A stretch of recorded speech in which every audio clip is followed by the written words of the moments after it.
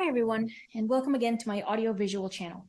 My name is Gabriela Handal, and I'm a draftsman, and also the host of the show, A Conversation About Art. During each episode, I look for the meaning of art and beauty through conversations with colleagues in different artistic fields. Today, I offer you episode 70, which is crazy, and I will talk about this with the founder of artistic resource Artsy Shark, Carolyn Edlund. What I mean is that I'm going to talk with Carolyn Edlund, and she is the founder of this artistic resource. The resource is called Artsy Shark. If you'd like to support this podcast, you can do so by liking and sharing this video and also by subscribing to my audiovisual channel. These are all immediate and at no additional cost to you. If you'd like to show your support with money, it's also very welcome and appreciated. You can do so by purchasing my drawings directly from my website, which is gabrielahandal.com, just one word. You can purchase crafts I make from eBay, buy prints of my drawings, or leaving me a tip. Thank you for your time and attention in watching this episode, and do leave a comment so I know you were here. I hope you enjoy it. Okay, Carolyn Edlund, thank you so very much for agreeing to talk to me today. Welcome to A Conversation About Art. You are episode 70. Please tell our future listeners and viewers who you are and what you do. Thank you for having me, Gabriela. As you said, I'm Carolyn Edlund. I have been around in this industry for quite a while. I'm the founder of Artsy Shark, which is it's a top 10 art blog that's been in existence since late 2009. Although my background in the arts goes much farther back, I still run Artsy Shark, which is a blog and a website for artists. It's highly focused on the business of art, and it also promotes and features artists. We feature 4 artists a week, and we run calls for artists to look for applicants in all different mediums. And so we're very busy publishing a lot, and we have, I think lots of fans who are artists and also art lovers. So it's just been a joy. I also do a lot of private consulting. I'm an art business consultant, lots of public speaking. I've written at least 8 courses on the business of art. I was the executive director of the Arts Business Institute for 8 years. So I have a long history in the business of art niche. And so that's really where I specialize, helping artists to build sustainable small businesses. Okay. All right, give me a second. How did you start making art? And then, how did that relationship with art of making art start? And then how did the transition into being very informed or knowledgeable about the business of art? Like, how did this transition happen? Well, it happened because I was in business as an artist for 20 years. And, it's pretty much sink or swim. If you are an entrepreneur, you had better be serious about business if you want to be successful. And so a lot of people will say, oh, I got started as an artist when I was a kid, I did not do that. I actually was going to be a lawyer. So I got a degree, a 2-year degree as a legal assistant way back in the day. And this was to train people to be paralegals. And at the time, it was a new kind of an occupation. Then we all graduated and they said, well, artists, I'm getting stuck on the wrong occupation. Lawyers don't really know how to use paralegals. So sorry, but there are no jobs available. Good luck to you all. So I thought, well, let me go and finish a 4-year degree and let me study something that I really am interested in and I really love. And I'd always taken art classes and I'd always been very creative, but I never thought of it as an occupation. So I transferred and I went to college. I got an art degree. I only have a bachelor's degree. I don't have a master's degree. I got a bachelor's degree in art, and I graduated in 1980. Mm-hmm. And from 1981 to 2001, I ran my own business as a self-employed artist, and I was a ceramic artist. And I did do some thrown and hand-built work, but mostly got into creating jewelry. And we had a whole system for creating this. I had a team working with me, and we were heavily involved in the wholesale marketplace. So I was doing trade shows, I had sales reps, I was, selling outright to stores, and then they were marking up and selling. And it was a great time to be in that business because the crafts movement was like massively huge at the time. Mm-hmm. And people loved handmade. I think they still do, but it was a time where I was really able to catch a wave, and I wanted to be successful. I had no business experience except I used to be a secretary back in the day. When I got out of high school, I took a year off and I was working in a law firm. So I did learn how to type, which was like incredibly valuable. I didn't know at the time that it would be, but so I think I'm just probably naturally a very motivated person. Mm-hmm. And so I started my business, and it was slow at first, and it picked up, and then we were doing tons of shows, and I had all of these different accounts, and I think over the years, we probably sold into 1,000 stores. I mean, all over the country, and some were big chains like Nordstrom, or some of the chains that have closed. Others were small independents, and then we did a lot of retail shows, tons of art fairs and festivals and all kinds of things. And so I learned how to be in business because I had to. And I learned how to run a business. I learned how to sell. I learned what people cared about and how to cultivate customers. I learned how to present a line, how to create terms, how to deal with buyers. And so in the meantime, I just thought of myself as an entrepreneur and independent artist. And, I was doing my own thing. I really didn't have a lot of interest in working in the corporate world or with a straight job, I guess you would say. And then in 2001, I just got really burned out, and I didn't want to do it anymore. I had achieved more than I'd ever even dreamed of. And I remember one time I was driving to a show, and it was in Pennsylvania. It was an outdoor show, and I'm not going to name it because the show actually still exists. But we did about 15, 20 shows a year between my assistants and myself. So we were doing a lot of retail.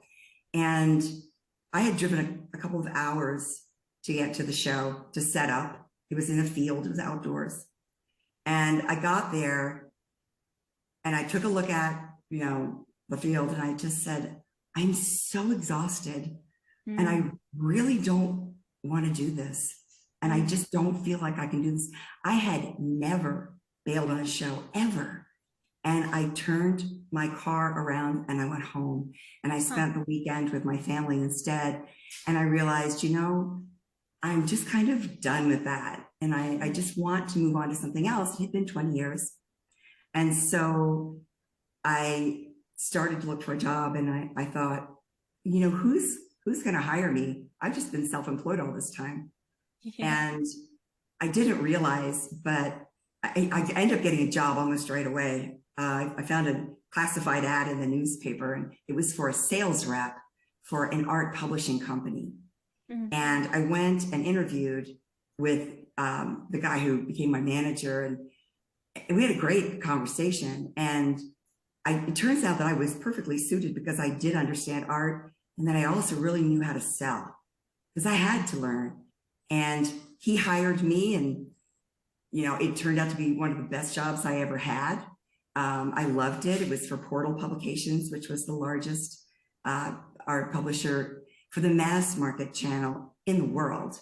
And they are no longer in existence, but I worked for them for about 4 years, which I loved. And I was rep of the year. So I was very pleased. And so sales is a strong suit of mine. And so eventually they fired their entire sales force in a conference call because they thought that all of their wholesale buyers would just work with the inside salespeople and order over the phone. But that was a very foolish decision because all of the outside reps who had all of the relationships with our clients and our customers, we just replaced their lines with other lines, and we kept our territory, and we banded together as a group of sales reps. And so we continued the business just using other lines, competitors' lines. So that was a phenomenal experience. I learned so much about selling and so much about the whole industries and whole sales channels, and it was fabulous. Now, let me just fast forward because I don't want to make this too long of an answer. But in 2009, I was interested in creating a blog. Somebody had said, there's a such thing as a blog, and you can learn how to go online and write a blog about any topic. And this was back in the day when people didn't even, I'm like, well, what is that? I mean, I had a website in 1995. So yes, yeah. I was online. You couldn't, or well, you had to order through, you had to fax me an order. But anyway, so in 2009, I took a class at a community college. What is a blog and how do you write it? And I started a blog, and it was my site at Artsy Shark, and I never stopped. It's been 14 years, never missed a publication date. And it turned out to be one of the best things that I could do, because I realized that I'd had this experience as an artist. I'd learned tons of stuff from true professionals about selling, and I'd been able to be successful in a field which is very difficult. And I thought I would share what I knew, especially about the wholesale marketplace, et cetera. So I just started writing. And that was a time when it was, again, like catching a wave, because it was a very good time to start a blog because the internet was not quite as crowded as it is now. Mm-hmm, mm-hmm. And I obviously don't know everything about art. And so those things that I didn't know, I reached out to people on LinkedIn and people that I met and just networked like crazy. And people were thrilled to be interviewed. As you know how easy it is to get people, they want to talk about themselves and what they do, right? Sure. And they wrote guest articles for me, and I started building. I started featuring artists, because one of the things that I know about artists is they do want to be in business, they do want to sell their work, but they secretly want someone else to do it for them. And yeah. So I knew that it would be highly beneficial to help artists present themselves and their stories and their portfolios. And so I started running calls for artists, and I don't even know how many we've run at this point. We've featured over 2,000 artists. So 3 times a year I run a call, and it's phenomenal. And I like to get a lot of different mediums in, a lot of different styles to just really mix it up, people from all over the world. So it's just been a true privilege to share the artist's work and to work with them, because really they're the star of the show. You know, they're the ones whose work is really the heart of everything that we do here. And so it's been a great ride. I've truly enjoyed it. Okay, yeah, that sounds like a whole adventure. Yes. Okay. Okay, so I have very many questions, but let me pick and choose just because okay, let me think here. All right, so I'm curious about what was it that you think you were burnt out by when you got burnt out, that you were, making your work and like putting it all of this, like elbow grease of like talking to, looking up fairs or trade shows to go to, and then going to the show, and then like all of this stuff. Like, I wonder, what part do you think it was a part of all of that? Like, what specifically do you think burnt you out? Yeah, I think that's a really good question. I think probably working 60 hours a week for years burned me out. I also had been doing it for so long. I did have a staff that was working mostly in production, because they were mostly, creating and firing kilns and glazing and so forth. And if I were to look back at that today And if I were to perhaps give myself some advice back then, it might be, well, what are you trying to do? What is your goal? What is your most valuable work that you can do? And what can you give to others? And what do you need to say no to? I think it's very important for artists, or really anyone who's an entrepreneur, to say no to those things that don't serve them or aren't really helping them fulfill their goals. And I probably was doing too much and just taking it all on, trying to max everything out. But I also think that was a season in my life when, we were making work that was selling really well in the marketplace, and it was great for that time. But I wouldn't want to still be doing that. I had neck and back problems from studio work. I needed to make a change, and I think that happens from time to time. I think a lot of people find this, that at a certain time in life, maybe you're really ready to put that corporate world away, and maybe you're ready to start painting or maybe sculpt. And a lot of artists that I've met, they become an artist later in life. Maybe their parents didn't believe in sending them to art school. They said, become a doctor or something, you won't make any money, which is disheartening to hear. But they ended up at a certain time choosing to do what they really wanted. And so as time has gone by, I've made decisions. What did I really want the most? And what did I need to say goodbye to? So yeah, burned out, but again, it was just the time for change. Sometimes the market will change what you do. And sometimes technology will change what you do.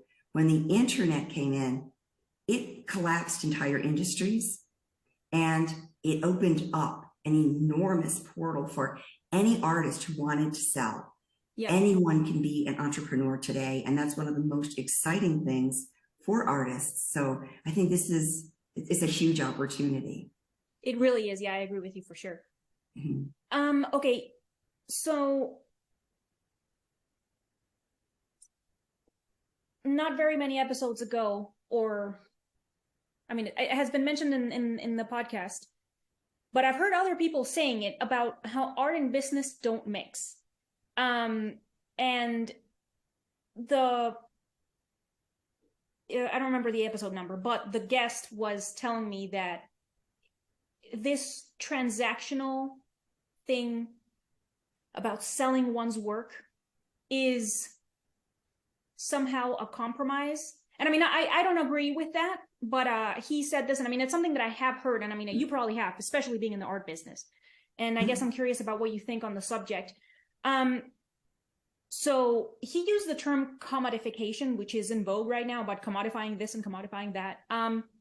Do you think that, I guess I don't entirely grasp what commodifying means, but do you think that commodification of art, I guess, is like some kind of a negative thing? Why do you think artists have, and some regular people, so like some like lay people in quotes, I guess, have this view of selling art as the artists selling out somehow, and like if art is being exchanged for money, it somehow isn't legitimate.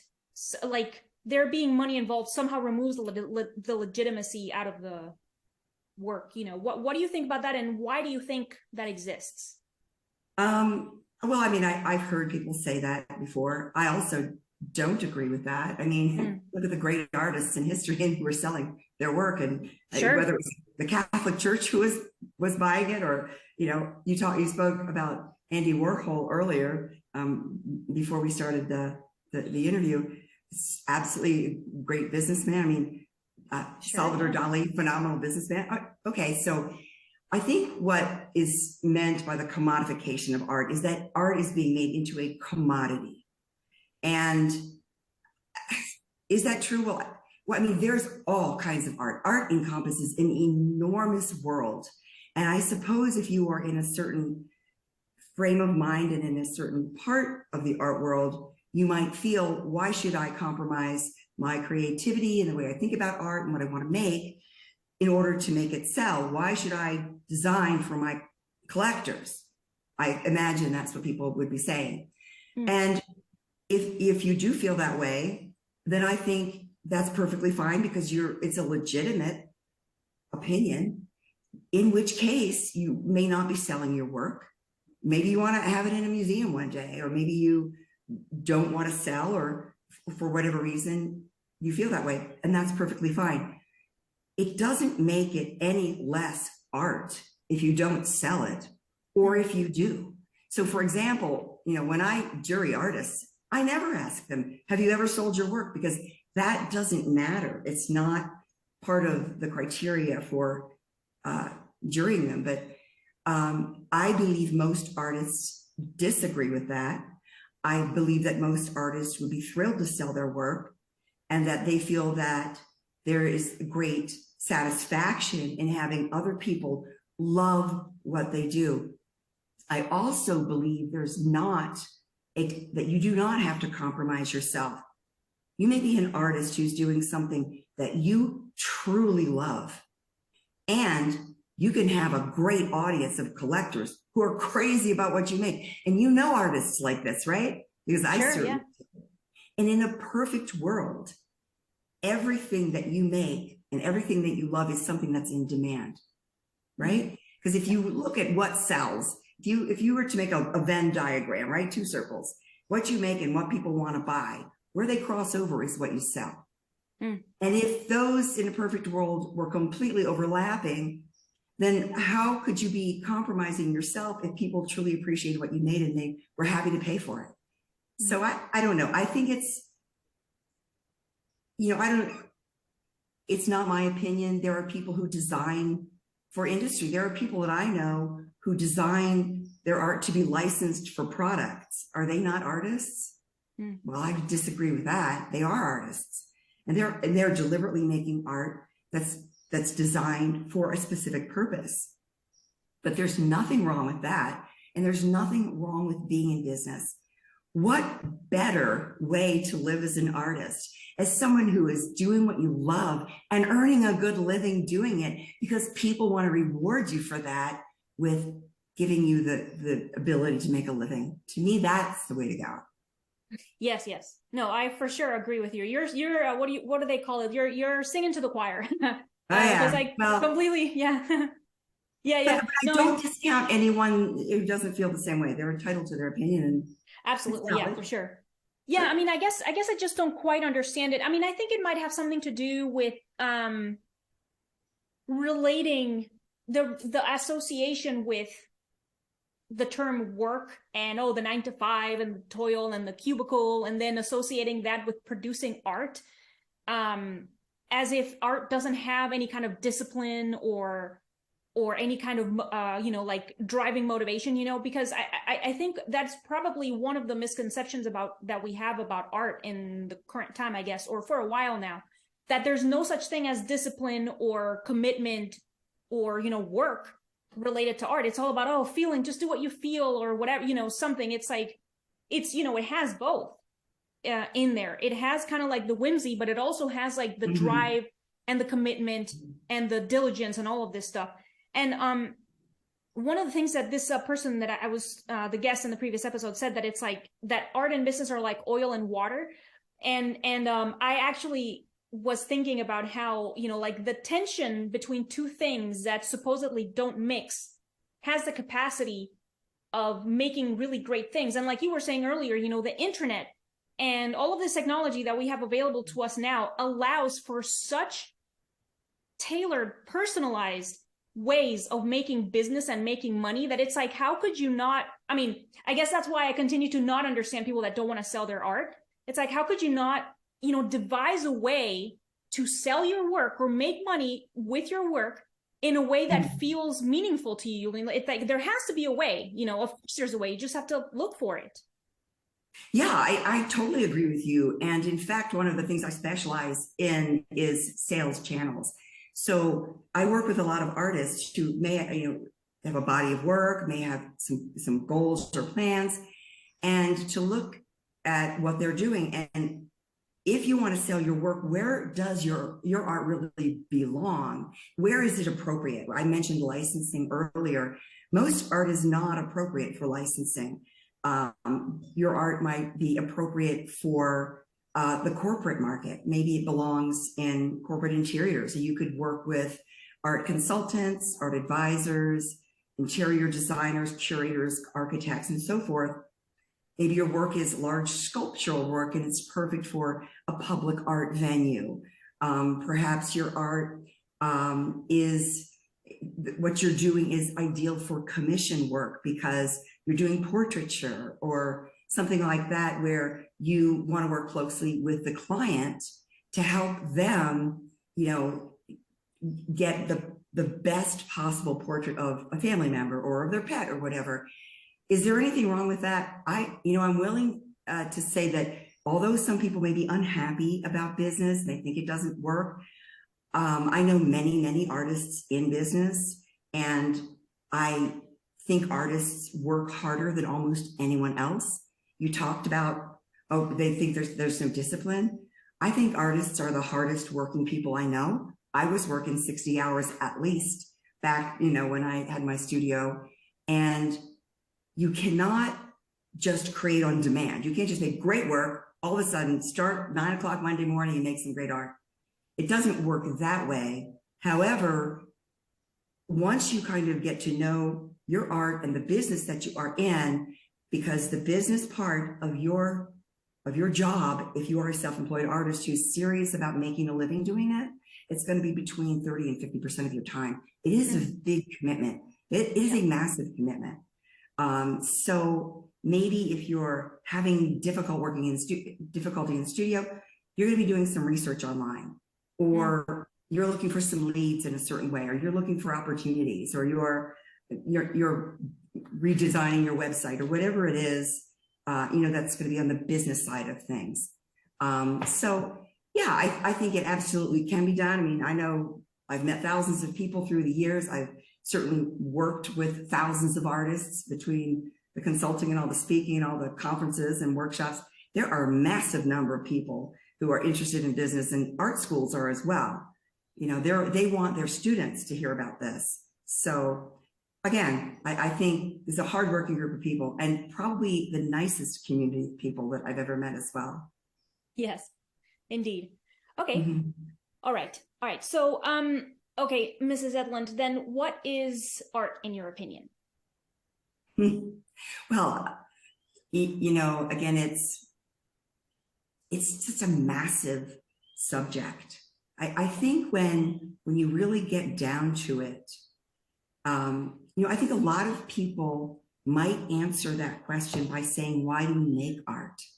Art, for me, is a form of communication. It's a visual communication. It's a very emotional communication. It's not all beautiful. It's not all calming and soothing. Some of it is shocking. Some of it makes you think. Some of it makes a point. And I believe it's an essential part of a culture and society. We certainly look back through history, and we look at art to see what a civilization was thinking and doing at any given time in history and what they valued.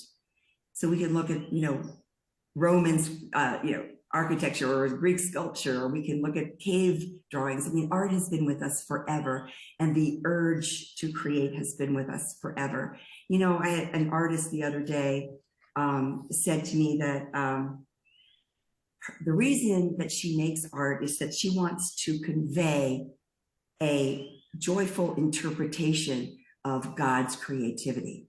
So she's looking at the world and she's amazed by the great creator. If you whether you want to call it nature, you want to call it creator, and you see the perfect, wonderfully made world, the universe, and how inspirational it is to people. I think nature is one of the biggest inspirations to people of anything. Yeah. And I believe it's a way that people share their interpretation of that with other people to enhance their lives. But there's also another side to it that I want to look at. And that is, why do we own art? Why do we buy art? Why do we want it? And why do we want to live with it? And as someone who's very concerned, about collectors and why they collect and why people buy and why they want to buy your art, for example. You need to understand, what is the value of art to someone who wants to collect it? Well, first of all, we surround ourselves in our homes, in our offices, wherever, with art, and other people, it might be on the wall, it might be a sculpture, it might be, any number of forms of art. And we do that because we want to create surroundings that reflect what we love, what we care about, and what we really honor and believe in our lives, so that those reflect our interests and even our creativity. I personally believe that collectors are very creative people. They might not be making art, but they're collecting it and they're supporting artists, and that's very creative. And when you think about the impact that art has in your life, you may own a piece of art in your home for 30, 40 years, and you see it every day. It's something you love. It's something that's part of your life. It's something you identify with. If the house is on fire, you're going to grab it and take it with you, right? Yeah. Because it's that important. There is more to art than just being a thing. And I think that people value art, well, that's especially art that's made by someone who's an artist, and particularly that they know and that they can meet. That there's thumbprints on it, or there's brushstrokes, or, there is the artist's soul, and there's an energy. There's I think ancient societies used to call it like mana, like your spirit is in everything that you make. So that even if you own just a very small piece of an artist's work, that is a true piece of their artistic gift. And certainly, and the flip side of that, as an artist, well, you have a never-ending supply of this to give to everyone, and so you should have as many people own your work as possible, so that you can share this with all of them and enrich their lives, because art is very, very rich. Music is also. I think all of the arts, they enrich our lives so much that it's kind of at the top of the pyramid of I think of really living well. Living your best life would be to have art as a major part of it, as a maker, and also as a collector. And I'm willing to bet that you and your audience of artists also collect art, because I think artists are some of the biggest collectors around as well. Yes. Yeah, no, that's definitely true, because I like to make my drawings and everything, but I also, for sure, there are lots of, I have a small collection of work from other artists, because because of what you were saying, because I like their company, because I like looking at them, because looking at them puts me in a state of contemplation where I kind of like stop, and I'm just looking at the image of the work that I purchased, and I'm enjoying it, and I'm like, you're just the best. It's like I just enjoying like that what's it called? Disinterested contemplation or something. I've heard something about that, this terminology about how because enjoying art doesn't have like the same obvious kind of utilitarian sort of use as other things. So it's you're not it's something like that. It's something where you don't necessarily gain something, like you don't make money or something, it's like the contemplation is, it's like you and I don't entirely agree with that now that I'm saying it out loud, because you obviously gain like that enjoyment and the pleasure and the satisfaction and the edification, because I feel, I love having these things, Perhaps you're talking about some art being non-functional, for example. So that, does it have a function other than pleasing me and enriching my life by being in my home, for example? Of course, there is art that's very functional as well. Sure, which yeah. adds another reason to buy it, right? Yes, yes. And I, having been a ceramic artist, I had quite a large collection of ceramics and glass, fiber, and I love the I love the craft mediums. I love the traditional mediums, metal, glass, ceramics, fiber, anything that people were perhaps making wood, they were making useful objects out of years ago. And I think you see a lot of artists they're using mixed media today. I was talking to a friend of mine, who's a colleague of mine, actually a couple of years ago, and we were laughing, saying everyone is a mixed media artist these days. Yeah, really. And it's because you can use all those things that people are open to that. And so I think that it gives you even more room to create with whatever. You can create with recycled trash if you want to. And that just gives it an extra cool element, to make it a really interesting piece to own. Yeah. Actually, now that you mentioned crafts, I'm curious, because you did ceramic and that's considered, a craft in quotes, I suppose. It's just that, it's just that, I mean, from what I have heard of other guests talking about this stuff, it seems like at some point art and craft were basically the same thing. And then at some point art and craft kind of diverted into fine art and, craft, like they separated. But, I think there's a lot of overlap between the two because, they both, I can see where they diverge, but at the same time, there's like a lot of overlap. So why do you think there was this separation from art and craft? And why do you why do you think that there is this, I don't know, tell me first, I guess, why did those two separate like that? Why did that happen? Oh, this is an argument that goes way back. And I remember this when it was kind of like craft was the poor stepsister of art, and you're only a craftsperson. Well, oil, it's kind of like the hierarchy in painting, that oil painting always the best, and acrylic is on a lower level, and drawing is lower. And God forbid you should be a pencil artist. I don't care what medium you're in. I think there were a lot of people who had their egos involved in that. I appreciate the fact that you can see that it doesn't matter what you work with. It's what are you doing? Does it move other people? What does your art add to the world? How does it have meaning in this world? And there are people who could use any medium very, very masterfully or very poorly, and that's not the threshold of how people are deciding anymore. And I could be wrong. There's probably a few people out there saying, no, if you make something out of glass, well then, you're a second class citizen. And if you're a painter, well then you're a fine artist. But, I love all of it. I appreciate all of it. And more power too. I just would encourage those second class citizens to go out and just make a lot of money. Yeah. I really don't understand why there's that perception of, I don't know. Because I can't say that I have it, because I also love to make things that are arguably more craft than art within, this whatever.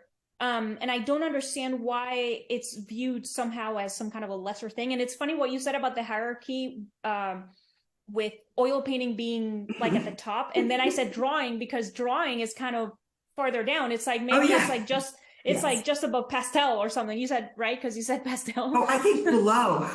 Yeah, it's like lower still. And it's like, I made this up, but I would encourage anyone. And the beauty of the internet and the fact that we can look at anything and appreciate the most incredible works of art in any medium. I don't care whether you're a stone sculpture or you're a digital artist. Everything it's just this rich abundance of art in the world. Take your pick. This is the time to appreciate and to make art and to buy art and to love art. And let's get beyond that, because I think some people made that up who were, I don't know, trying to, for the sake of argument or something. Or maybe they owned a gallery where they just represented oil painters. I don't know. Maybe. I heard something about it's not exactly like the idea itself, but who it sticks to, the idea. So because, it depends if the person who the idea sticks to is like really famous, or for example, like, to speak in modern terms, if the idea sticks to like an influencer with 5 million followers, it's like if it's Ariana Grande that the idea that craft is inferior sticks to, then she's going to be like, oh, crafts are inferior. And then all that people, she's like disseminating the idea. So it's kind of Yeah. like what you're saying, that maybe like the people involved in kind of like disseminating the idea of something happen to be famous, or they just happen to have a really solid network of Mm. voice, a voice transfer, whatever it is. So then Maybe maybe, because I'm so. curious about how things happen. Another thing I think is I mean, certainly over time, back in the day, why were people weaving? Because they needed to make clothing. They weren't really Yeah. making the incredible pieces of art we see today. But it's also trends. And Yeah. so the influencer, all they're doing is creating a trend or sharing a trend or Yeah. whatever.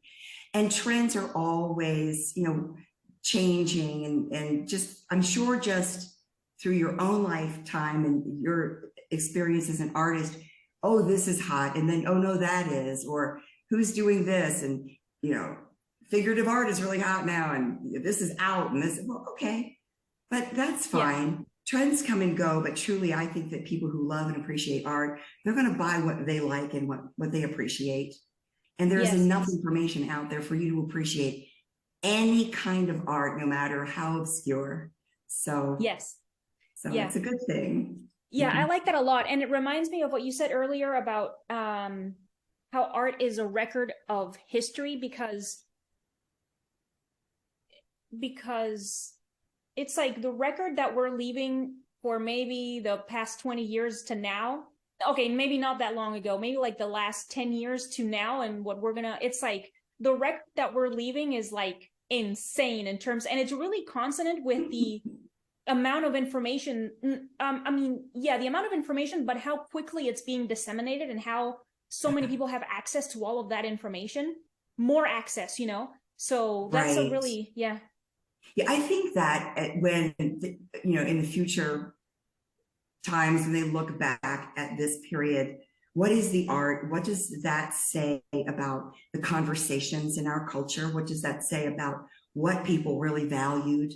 And it is part of history, and it's intertwined with everything else. All the conversations, it's intertwined with politics. It's intertwined with, I just relationships and how people relate to each other in the world. So it's really on the cutting edge. I think in a way, art is the glue that holds everything together. But then in another way, it's the leading edge that is making a statement. Because you'll see in history, you'll look back and you'll say, well, look at Guernica and look at the statement this made, about war. So you can see, what is the kind of the leading edge of culture doing at any given time. Mm-hmm. Yes, I like yes, I like that about the um, art being the glue that holds everything together. I like that a lot. It also reminds me a little bit of, how when we go to sleep, our subconscious tries to kind of like make sense of not just the new information of the day, but then like your whole life. Yeah, I feel like the art that we like put out, when we make art, or like art as kind of like the pulse of the current culture and a record of history, like you were saying, it makes me think a little bit of that. It's like the output of art is kind of not just recording, but also in a way making sense or stating the things that are important about the. That is so true. And this is almost eerie, Gabriela, because I just published a feature by an artist the other day. He was born in Romania, and he is a deaf artist. And he literally said in his feature, art is my way of making sense of the world. And I think that really dovetails with what you're saying. How do we make sense of everything? And we are living at a time when things are just coming in full volume. It's almost hard to even deal with the massive information. So I think that I would encourage everyone to make art, even if you don't want to sell it. I think that just being creative, and you saw a lot of this during the pandemic. is people were getting really creative, taking art classes, and it was so fulfilling to them and so satisfying that it was a great way to spend some time indoors if you couldn't go out. And I think it added so much to our experience of having to deal with a very difficult time that, I hope people continue to make art. It's good for the soul. Yes, I agree. I agree with you. And I hope more people make art too, and that artists continue to make art as well. Yes. Okay. All right. So then, Mrs. Carolyn Edlund, what is beauty in your opinion? Well, that's another very big question. Yes. It's interesting. Of course, there's that old platitude, beauty's in the eye of the beholder. I would go back to what I think originally inspired art. And I always go back to nature, because we are part of nature. We are in nature. We are of nature. We are in the middle of nature ourselves. And our consciousness and our creating art is almost like nature appreciating itself. That we can look at art and see the beauty and see the sunset, or see, the beauty in absolutely anything, even things that you might think were ugly. I remember I was outside the other day, and there was a very large bug in front of my house. It was 3 inches long, and it was a stag beetle. And it wasn't dead. It was not doing anything, but I started looking at it really closely. And the first thing many people might do is just like scream or kick it out or sweep it away or whatever.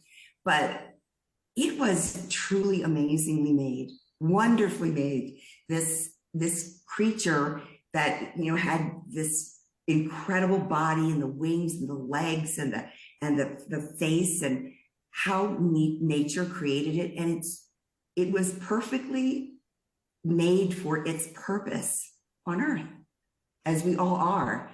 And so I think that's why people take that idea of beauty from nature, who is the greatest creator, right? So and the universe, and the beauty of the universe. So, we have a perfect example in front of us. However, of course, we're sentient beings.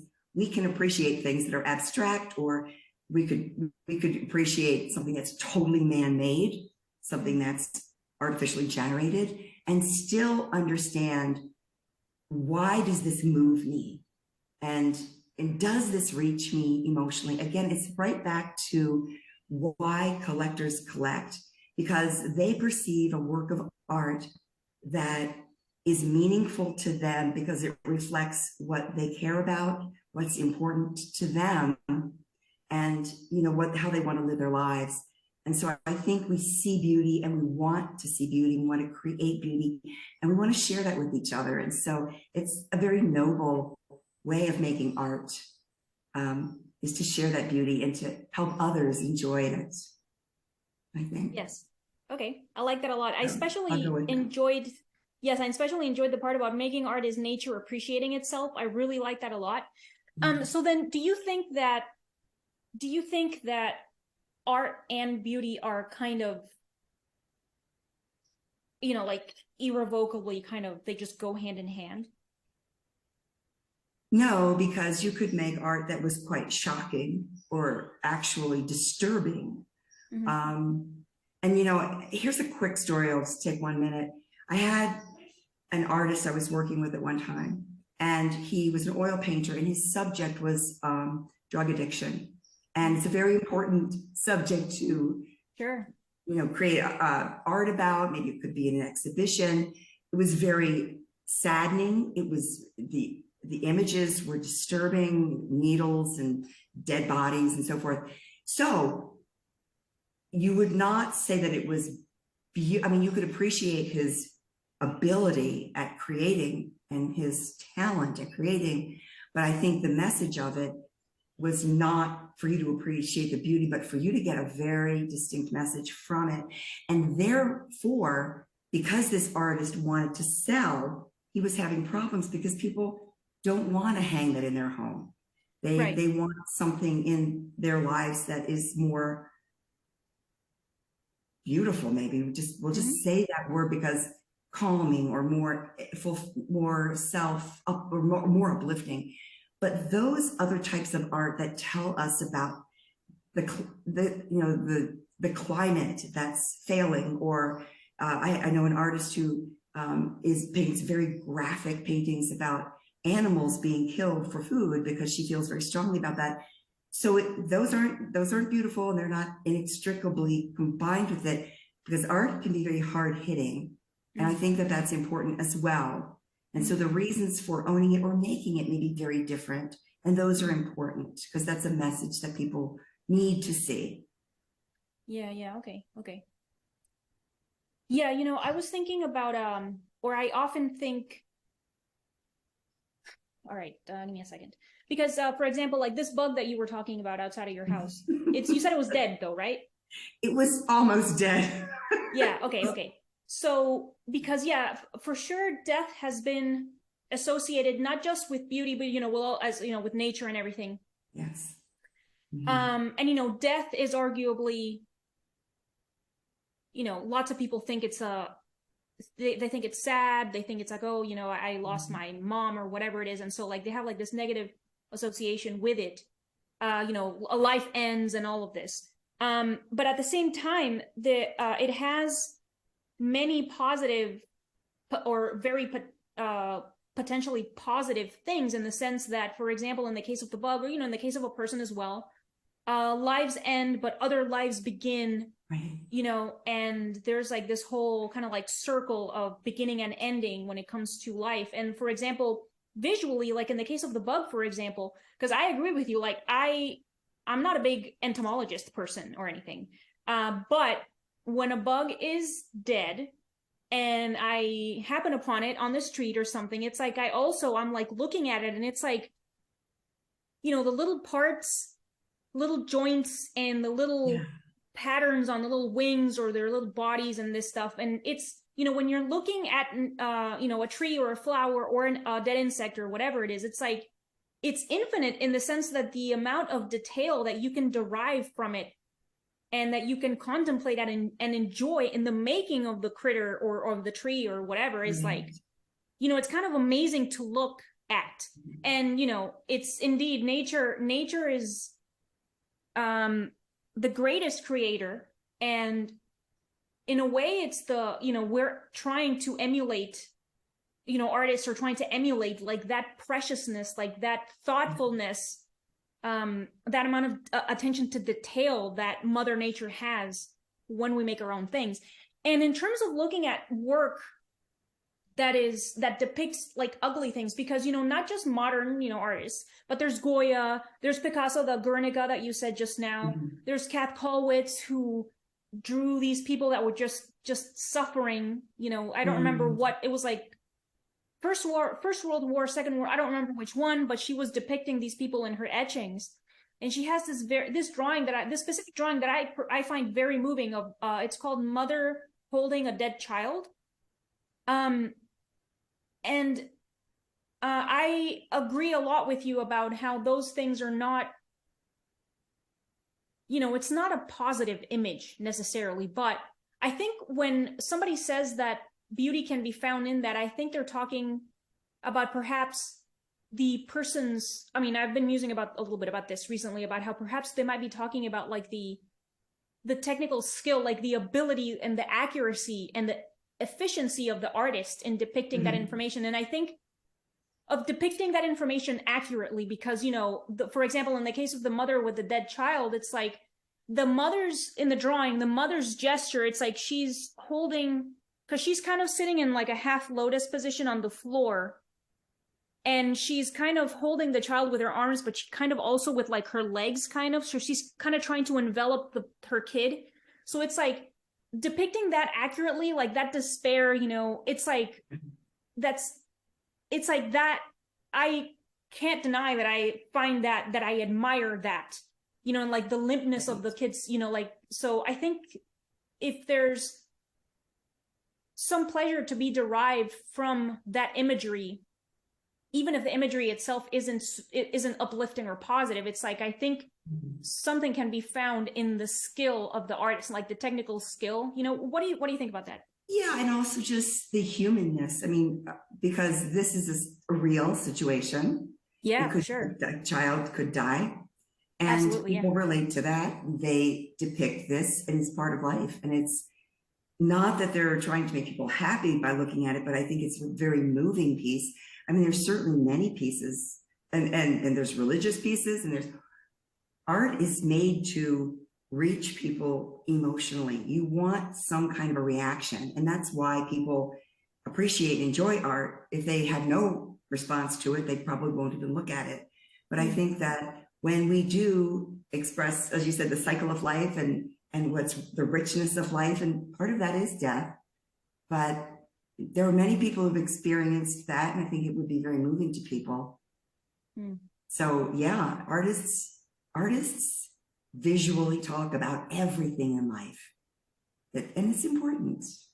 So Yes. yeah, they're just bringing the conversation to us in a different way. Certainly writers are important and musicians are important, but that visual aspect of it, and just how it's built into us as people to not only want to create, but to want to see art and appreciate. I don't know anyone who doesn't like art. Of course, that's because I have a really good group of friends. I don't know anybody. Everyone loves art, and that's why it's so huge. But yeah, I agree with you. It's the human condition, and depicting that, just the reality of it. Yes. Okay. Well, we have reached the 55-minute mark of our conversation here, so I'm gonna start to close it out. Carolyn, is there anything you'd like to add? Anything, any projects you have coming up? Anything you're excited about? Where can your blog be found? Do you have Instagram? This type of stuff. Absolutely. Yeah, my blog can be found at artsyshark.com, and you can just put that in the show notes, then people can have the link. And please visit me there. Artsy Shark as Facebook, LinkedIn, Artsy_Shark at Instagram. Just search for me. Our site is huge. It's been around for a long time. Just Google Artsy Shark or Google Carolyn Edlund. We are very heavily in search all over the internet. So come and visit us. And I do have a call for artists that'll be coming up in June. And if you don't have this out by June, it's every 3 months. So join my mailing list, and then you'll be connected with everything that we offer. Yes.